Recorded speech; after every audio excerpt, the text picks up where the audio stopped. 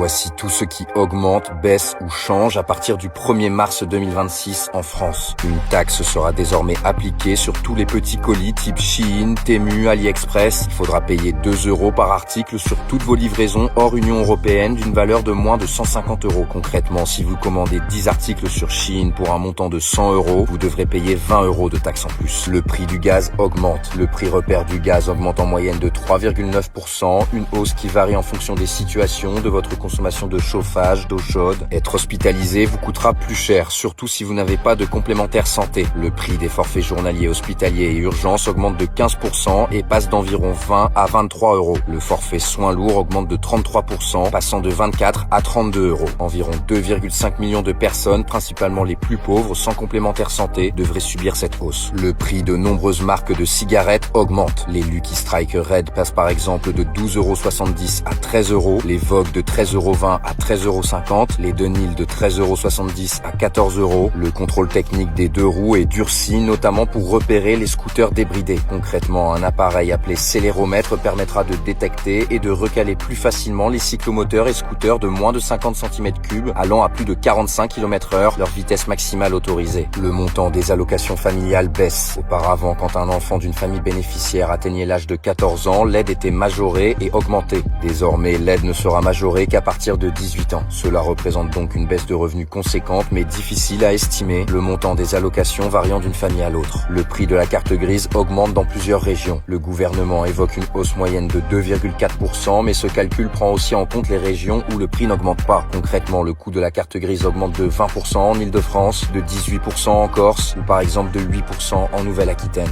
Les conditions de Lydia Sumeria évoluent. À partir du 12 mars, des frais d'inactivité de compte de 3 € seront débités sur certains utilisateurs. Selon l'entreprise, cela concerne potentiellement 0,5% de ses clients, ceux ayant fait une transaction de type bancaire, puis n'en ayant pas fait pendant 2 mois d'affilée. Sumeria assure que dans l'hypothèse où votre compte serait concerné, un message vous en informera avant. Si vous avez ouvert un plan épargne logement il y a 15 ans, votre PEL va bientôt se clôturer. Tous les PEL ouverts après le 1er mars 2011 ferment en effet automatiquement au bout de 15 ans, soit à partir du 1er mars 2026. L'argent placé sur le PEL ne disparaît pas, il est temporairement transféré ailleurs. En tout, plus de 3 millions de PEL devraient ainsi fermer lors des 4 prochaines années. Les entreprises de plus de 1000 salariés doivent désormais avoir au moins 30% de femmes dans leurs instances dirigeantes. Le gouvernement précise que dans le cas où ces objectifs ne sont pas atteints, l'entreprise concernée doit définir des mesures adéquates et pertinentes de correction sans évoquer de pénalités financières pour autant. Celles-ci pourraient être mises en place en 2029.